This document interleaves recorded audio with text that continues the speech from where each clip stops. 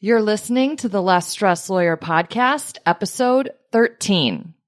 Today, I'm going to tell you the truth about your thoughts. You ready? Let's go.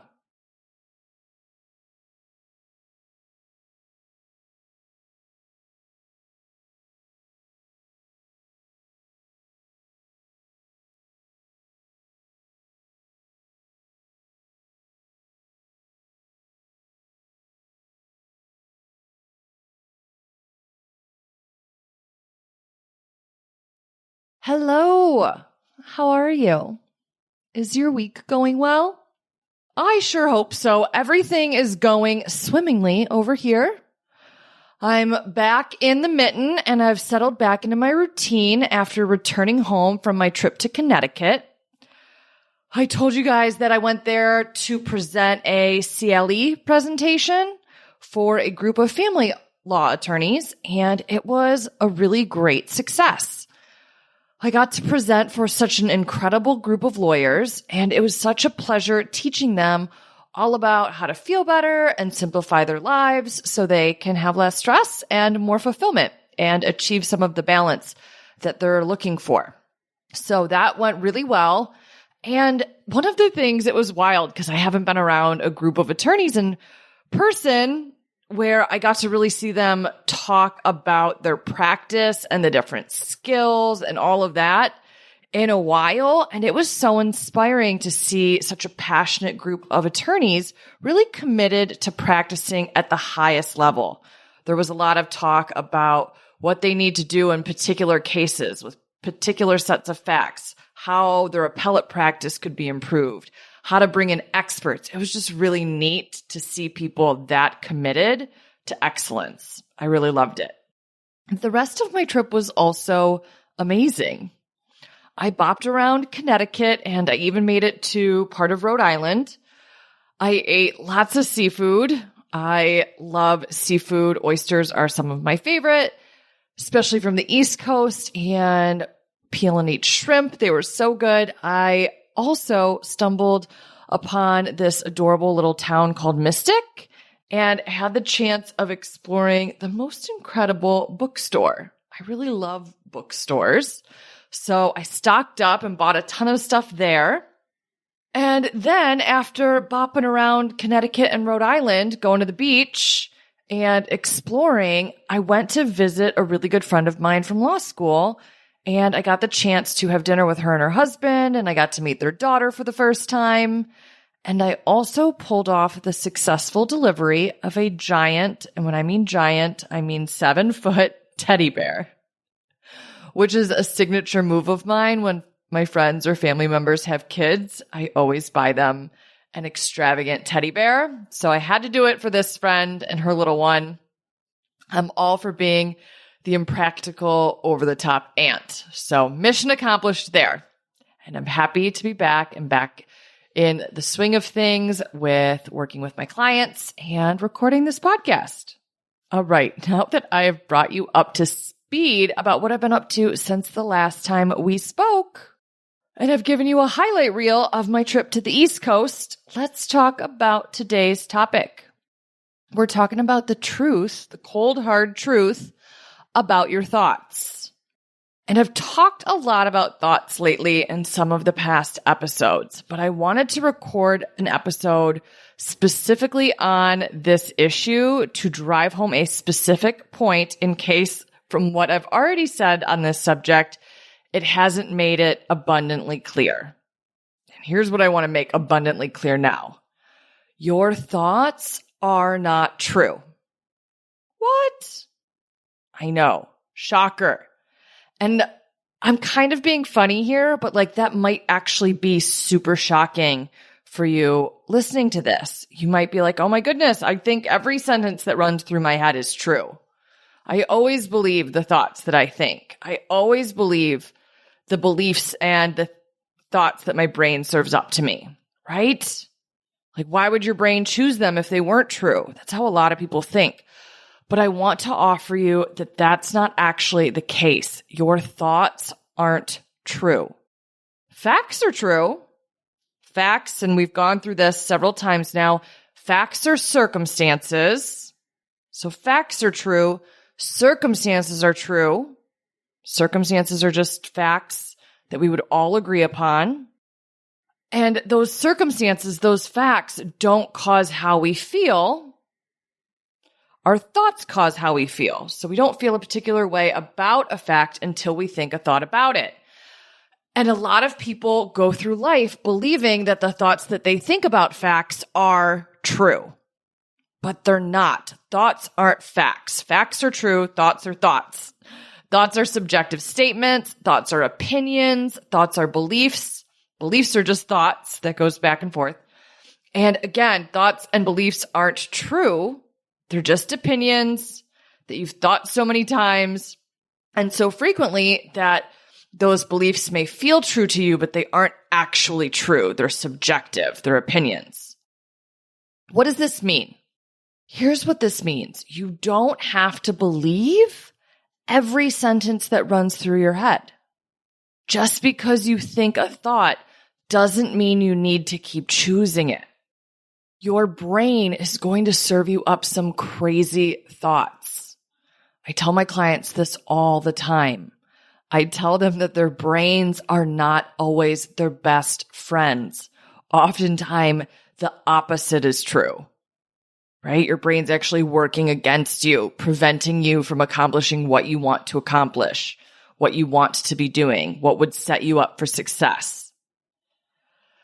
So your brain's going to serve you up some crazy thoughts sometimes, some lies, some statements that are not true. And I want to offer this to you. You can just dismiss them. You don't have to buy into those thoughts with your belief. You don't have to make them mean anything. Those thoughts are just opinions, and you get to choose which thoughts you think. All right? The key here is to become aware of what you're thinking so you can decide whether or not you want to keep choosing it. If you don't want to keep choosing it, then what you're going to want to do is find a different thought that feels believable to you that you can practice thinking instead. All right? This isn't like positive affirmations where you're telling yourself something that you don't believe. Right? You want to find another thought that feels believable to you that you can practice thinking instead. To do this, you want to become an observer of yourself and of your brain and of the thoughts it serves up to you. I like to think about this visually, like I'm in my body, I'm sitting here in my chair in front of my computer, and I'm thinking thoughts. And then it's like I leave my body. Almost like in the movie Ghost with Whoopi Goldberg and Patrick Swayze. It's like how they are, where he's separate from her and standing over her as she's communicating with people. Even though people can't see him, he's essentially hovering over her shoulder, observing her and what she's thinking and what she's telling other people. That's going to be you. You want to become an observer of your brain. So there's you that's like existing in the world and going through your life, thinking thoughts.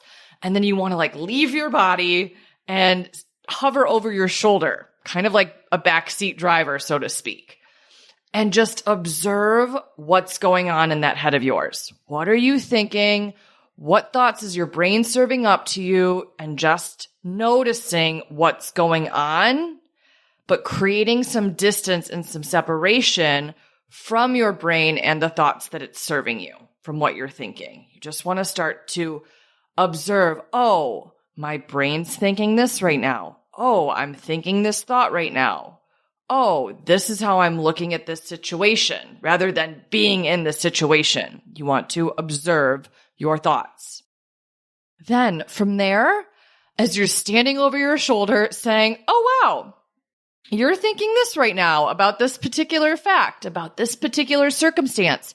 You can start to pepper your thoughts with questions. Questions like, is that thought true? Spoiler alert, the answer is always no. But asking yourself, why is it not true? Starting to search for the ways that it's not true. Asking yourself, does this thought serve me? Do I benefit from choosing to think this, from continuing to think this? why is my brain serving this thought up to me right now? Try and make it make sense. Is my brain pretending to protect me from something by serving me up this thought? Do I want to keep thinking this thought? Does it make sense for me? Does it support me and what I want to accomplish? And if the answer is no, it doesn't, you want to ask yourself, what might I choose to think instead? What are some other thoughts that are available to me here without anything changing, without the circumstance being any different than it is right now, without anyone doing or saying anything differently? The exact status quo. What could I choose to think about this instead? All right. Again, I cannot overemphasize the fact that your brain is not your best friend. It will tell you lies. It will sell you snake oil in an effort to convince you to seek pleasure, conserve energy, and avoid immediate discomfort. All right. It will do its damnedest to get you to preserve the status quo because that's what it perceives as safe. So it will tell you lies that will cause you to hide, avoid, hesitate, spin, indulge in inaction, stay in confusion, all of that. All right? The thoughts that are driving all of that negative behavior, they are not true. So you don't have to choose to think them anymore. You can interrupt the process and choose to think something else. Now, it's important to know that your brain, even though it's not your best friend, it's doing this because it thinks it's helpful. One of the reasons that we worry so much is because your brain is trying to protect you from being caught off guard. It's trying to solve ahead of time for every possible scenario in an effort to keep you safe. That just tends to be really unhelpful. So we worry ahead of time. I like to say we borrow trouble when we don't need to. I'm going to sound like a complete law nerd here, but I always like to think about this in terms of mootness and ripeness. Like, is this issue ripe to worry about? What are these thoughts based upon? Where am I coming from? Where are these thoughts coming from? All of these questions are so important, and you want to start to ask them of the thoughts that you're observing yourself think to start to unpack and dismantle your belief in them if believing these thoughts does not serve you. Okay? But worry pretends to feel protective and productive. Very rarely is it. So you just want to keep that in mind. The negative thoughts that your brain serves up to you, whether they be worrisome thoughts or just negative thoughts, self-doubting thoughts, any of that, your brain's doing it as a survival mechanism. But just because it does this as a survival mechanism does not mean the thoughts that your brain serves up to you are right, correct, or true. All right? Now, one of the things that I hear from people all the time, they'll say to me, well, my thoughts feel true for me. And I just want to let you know that line of thinking about your thoughts that your brain's serving up to you, it's really unhelpful. Okay? I know that may feel accurate, that your thoughts do feel true for you. They feel unchangeable. They feel fixed. They feel like there's no other option but for you to think these thoughts. I get that. You've been conditioned to think about the way that you think your entire life that way, right? But thinking about your thoughts in this manner is not helpful because you're using language that conflates truth, as in what's factually true, with your opinion. And again, opinions are not true. They're not facts. They're opinions. Okay? Now, a really good rule of thumb is for you to ask yourself, would everyone in the whole entire world agree that this thought is true? Is it possible that someone somewhere could disagree that this thought's true? And if everyone in the whole world wouldn't agree, and if there's one person that could possibly, even if you don't know who that person is, but hypothetically speaking, someone could disagree with you, then the thought is not true. It's not a fact. It's a thought. It's an opinion, and it's not true. If it's a belief, it's not true. Facts are true. Circumstances are true. Thoughts aren't true. I know this might seem redundant, but I'm going to drill it into your heads because this is so life-changing once you realize your thoughts are not true and that you get to choose which ones you want to think, and you can pick the ones that serve you more than the ones that don't serve you. It's so life-changing. When you say something is true for you, right? Like some people have come to me and said, well, I think this is true for me. This feels true for me. What happens is you stop exploring and observing that thought from a place of curiosity. You don't engage in the process of seeing the situation from a different vantage point. You basically throw a wrench in the gears. You don't examine how other thoughts and therefore other feelings and actions may be accessible to you if you were able to access different thoughts. You just stop the inquiry before you even start it, and you resign yourself to continuing on with that line of thinking and how that line of thinking makes you feel and show up and the results that it ultimately produces. And normally, and I'm saying this to you with love, but normally there's also a little bit of victimhood that appears here too. When you're saying, well, this just feels true for me. This thought feels true for me. You basically throw your hands up in the air and say, this emotional experience is happening to me because these thoughts are true for me and I can't do anything about them. That is never the case. You can always do something. The question is, do you want to? Do you want to explore what you're thinking, examine how it isn't true, and work intentionally to choose thoughts that serve you more than the default thoughts your brain served up to you? Do you want to do that? That's the more important question to answer here. You can always do something about the negative thoughts you're thinking. The question is, do you want to? Which brings me to the other thing I hear people say every so often. People will tell me, I can't just choose what I think. And with love, I'm calling bullshit. Yes, I promise you, you can. You can choose what you think. But it is a skill that you build through practice. All right? You will get very good at choosing the thoughts you want to think intentionally. You will become an expert at choosing thoughts that serve you more than the default thoughts that your brain serves up to you. But that will come through practicing choosing different thoughts, choosing better thoughts, okay? So you have to practice building this skill. I'm going to record a specific episode on that process so you can follow it to a T and master the art of choosing thoughts that serve you instead of the negative default thoughts that your brain serves up to you. It will enable you to master this process. But for now, know that you absolutely can choose what you think, okay?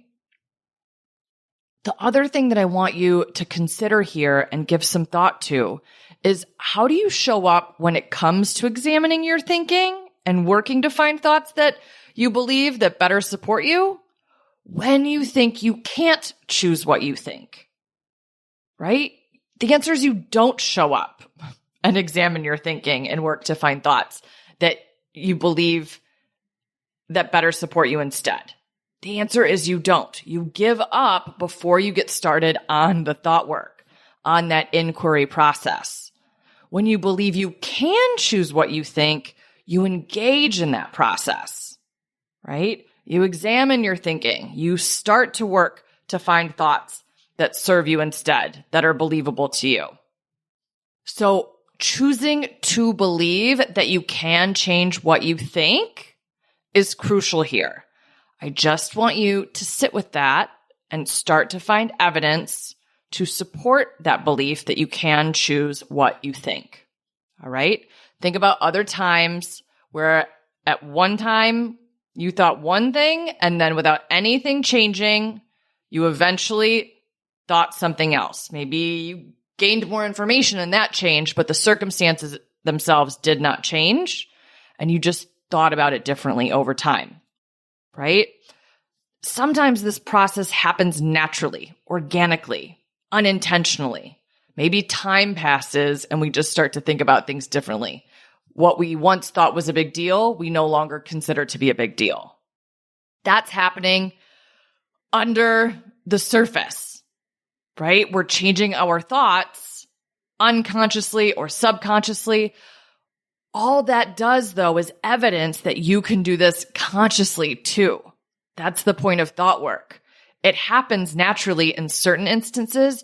We can make it happen in every instance intentionally. Okay, if we practice examining our thinking, dismantling the thoughts, proving them false, proving that they're not true, figuring out what we can think instead, and supporting an argument with evidence that we can find in our lives to support our new belief.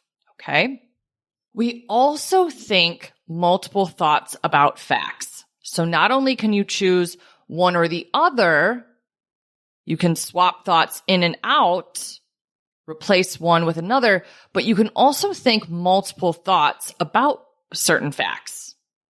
And you can decide that you want to focus on certain thoughts more than other thoughts. You might be thinking them all at the same time, but you want to focus your attention on some versus others. Okay? I want to have you think about this like an hors d'oeuvre tray at a party.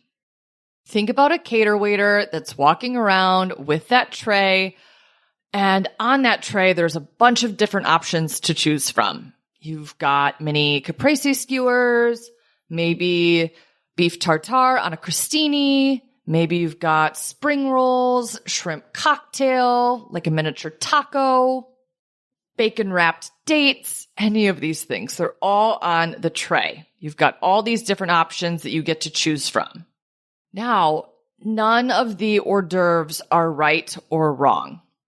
That being said, you might have a preference. You might like some more than you like others, but none of them are right or wrong. You simply may have a preference. The same thing is true about our thoughts. They aren't right or wrong. They aren't true or false. You get to have a preference, though, and you get to choose different ones off the hors d'oeuvre platter based on what you want to experience and accomplish. So you get to decide how you want to feel, and then you get to decide what you want to think in order to make sure you feel that way. Now, I want to walk you through my favorite example of this. Let's say you have plans with a friend, and your friend texts you an hour before you're supposed to meet and cancels. The text simply says, "Hey, I'm sorry, I can't make it."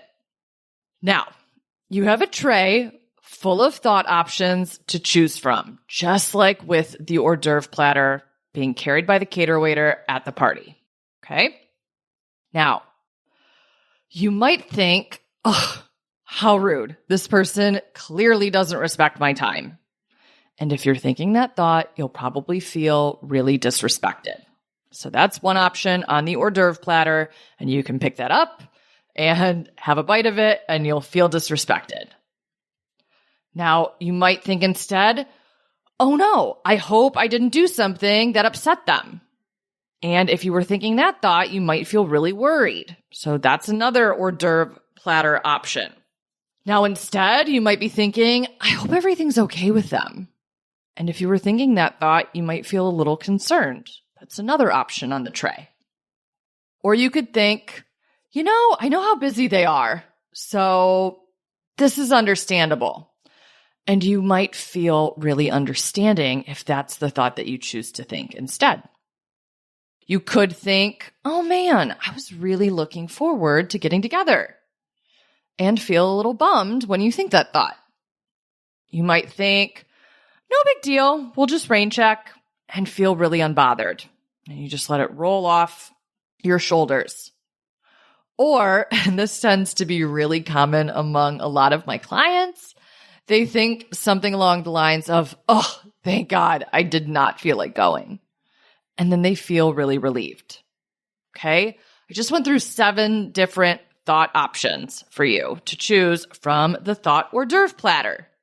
Now, none of these thoughts are right or wrong. None of them are truer than the others.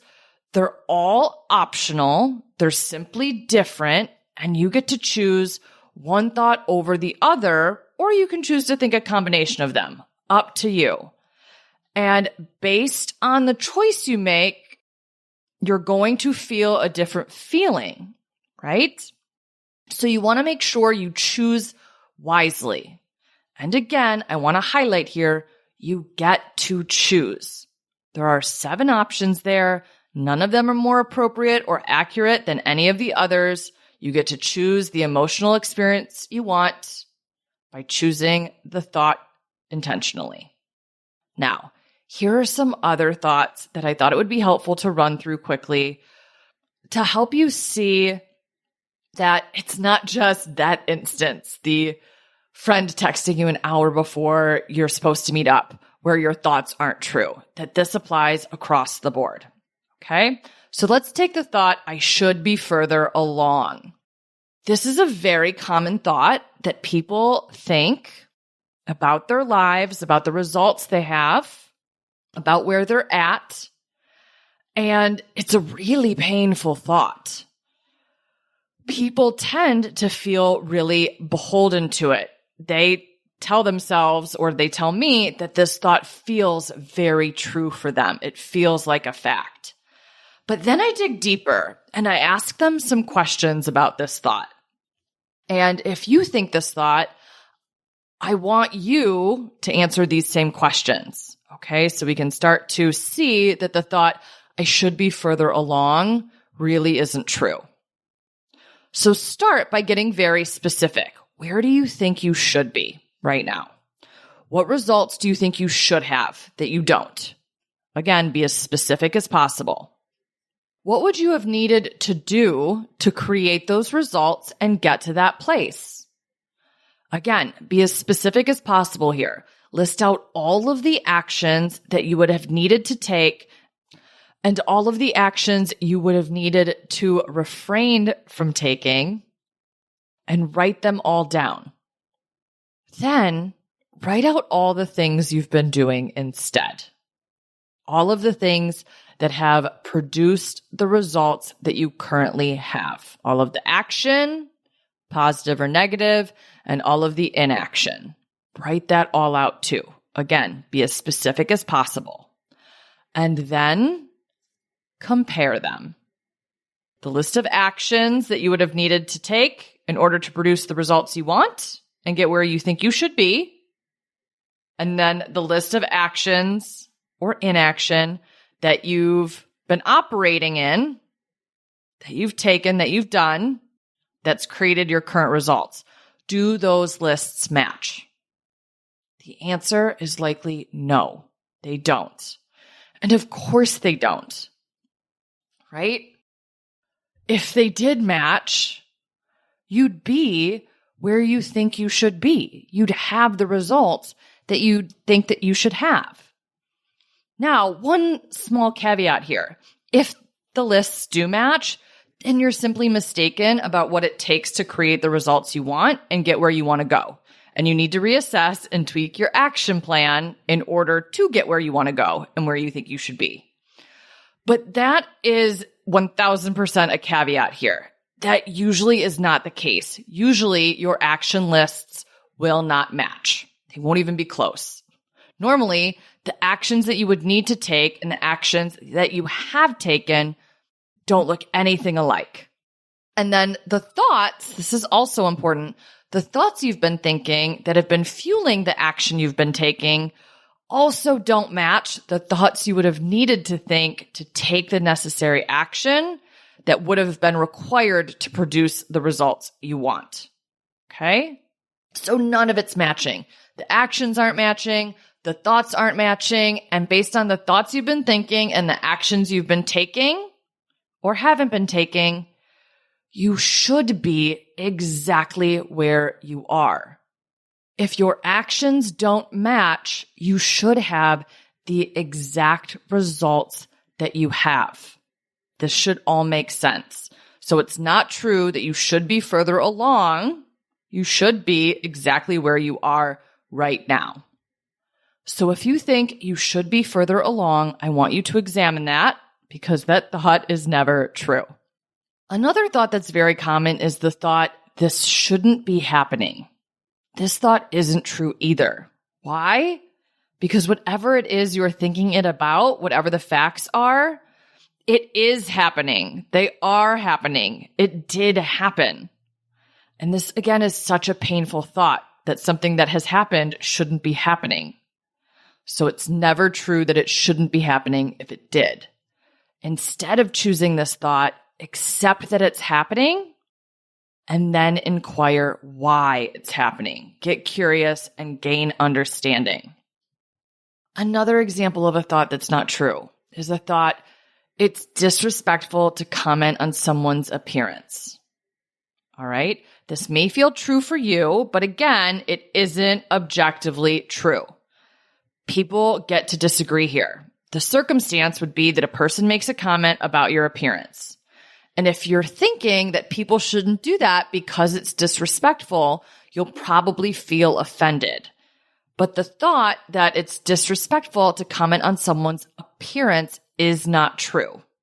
There are lots of different ways you could think about it if a person makes a comment about your appearance.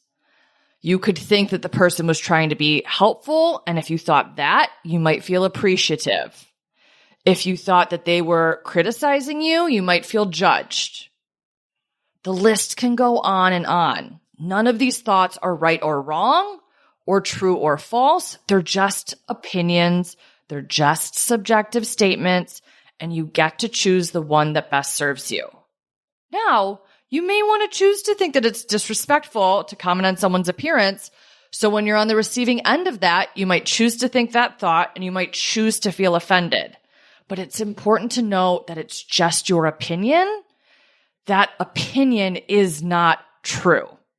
You might think the thought that good friends help you when you ask them for help. Is this thought true? No. Again, just an opinion. And it might be an opinion that leads you to feeling really good when people's behavior aligns with that thought. Now, it might be a painful opinion to hold when people's behavior conflicts with this thought. Regardless, you can keep choosing this, or you can choose to think that people can say no and still be a good friend. That both things get to be true. You don't have to choose to think that good friends always help when you ask them to. Up to you. It's just neither true or false. You might think that people shouldn't steal, right? So the circumstance would be someone stealing, and you might think the thought, people shouldn't steal. And maybe you want to choose to think this thought and believe this belief. Maybe it aligns with your values. That's fine. The question here is the thought true that people shouldn't steal? No, it's not true. It's merely an opinion. Some people think that they should steal for various reasons. Maybe they think stealing is okay if you're doing it to provide for yourself or your loved ones, if you don't have the means to otherwise provide for them. Some people might think that stealing isn't a big deal if you're stealing from big corporations that are very profitable and have the money to foot the loss. People get to think about stealing differently. No one is right or wrong, regardless of what opinion they hold about stealing. There just holding different opinions.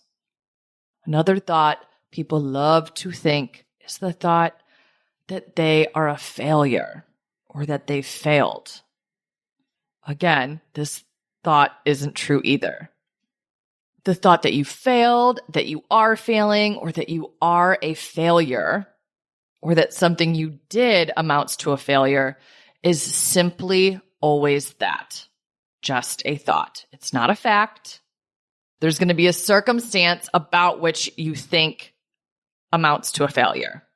All right? So it might be you didn't reach a goal. You set out to make X number of dollars or sign X number of clients, and you didn't do it. You wanted to make partner, and they didn't pick you this year. You wanted to get a promotion, and you didn't get it.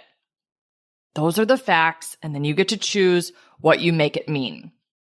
Choosing to think that you've failed or that you are a failure is optional. It is not true.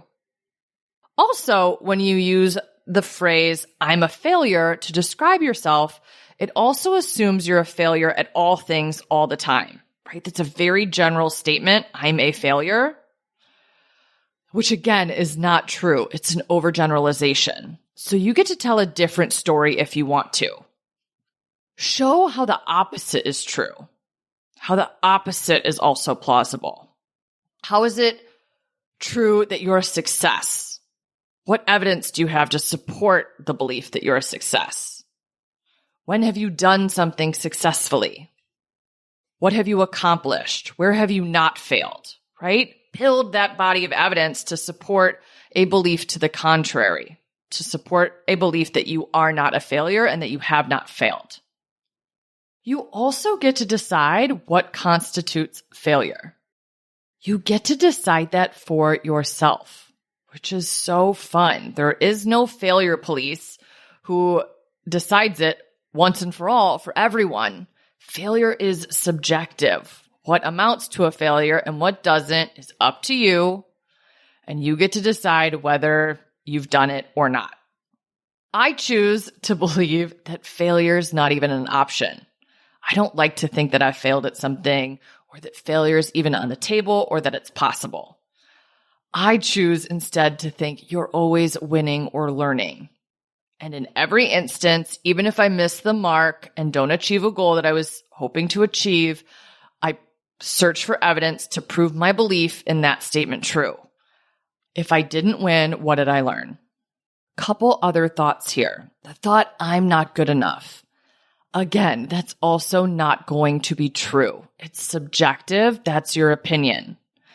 And there's so many questions that we need to ask in order to even understand what that's premised upon and what that means. You're not good enough at what? What's good enough? According to who? Who gets to decide that? Could everyone agree that you're not good enough? Of course not. People are going to have differing opinions there. Could someone on the face of the earth hypothetically disagree? Yes, of course they could. Right? This thought is so subjective. It's not true. It's optional. So why choose to think it about yourself? It doesn't accomplish anything good. I frequently encounter clients who have thoughts something akin to, I deserve to get paid more. Again, this is another very painful thought, and it might feel super true to you, but the issue here is with the word deserve. What you deserve or what you are entitled to is always going to be a subjective opinion, never a fact. Now, the facts here would be how much money you make, how much your colleagues make, maybe what the industry average is, what someone promised to pay you, what they actually paid you, all of those things. How much the company makes compared to your salary, how profitable you are. Those are all data points. Then you think a thought about them, a thought like, I deserve to make more. That thought is not true. Not everyone would agree upon it. Some people might think that you deserve to make exactly the salary that you agreed to make when you accepted your offer to work there. What's more accurate than saying I deserve to make more is the thought I want to make more. But not everyone will agree that you deserve to, and not everyone would agree that you even want to. Because if you're choosing to stay there, is it true that you really want to make more if that's not possible where you're currently employed, right?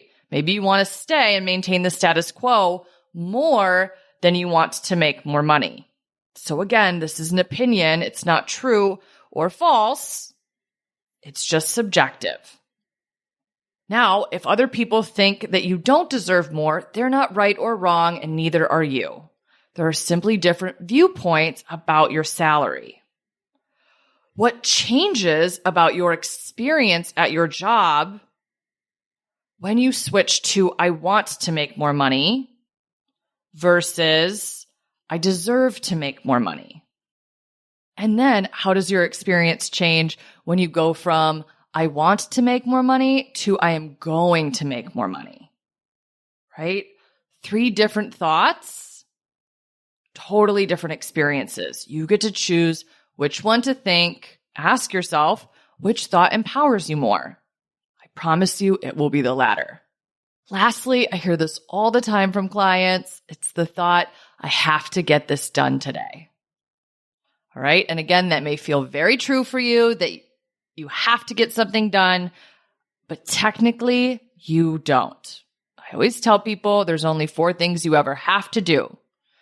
Eat infrequently, drink water, breathe, and sleep. If it's not one of those 4 things, you technically do not have to do it. Now, there may be a consequence attached with not doing whatever you're telling yourself you have to do today. But it is always an option for you to not do it. You may suffer a negative consequence. That may absolutely be true.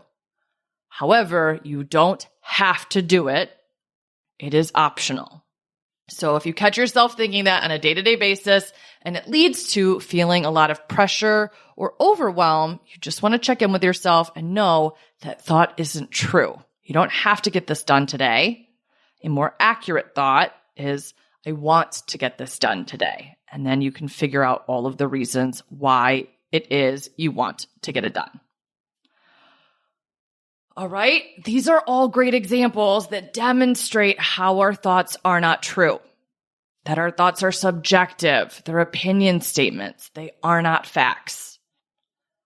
And even better, you get to think thoughts that are different than the default thoughts that your brain serves up to you. And that process starts with observing your current thoughts and peppering them with the questions I gave you earlier. So what I want you to do this week is write down a couple of negative thoughts that you're currently thinking. Find the circumstance that you're thinking it about, get very clear on what the facts are, and then separate the facts from the thoughts that you're thinking about them and go through these questions. Is this thought true?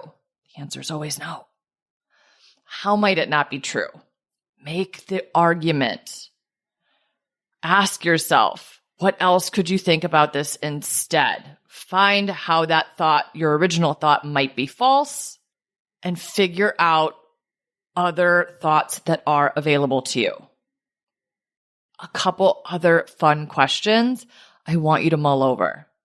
What will you do differently now that you know your thoughts aren't true? What thoughts have you been thinking that you want to change first and replace with different options? And lastly, what becomes available to you and possible for you when you open yourself up to the truth, the cold, hard truth, that your thoughts, in fact, are not true? I assure you, it changes everything in the best way imaginable. All right, that's what I've got for you this week. I will talk to you in the next episode. Have a beautiful week.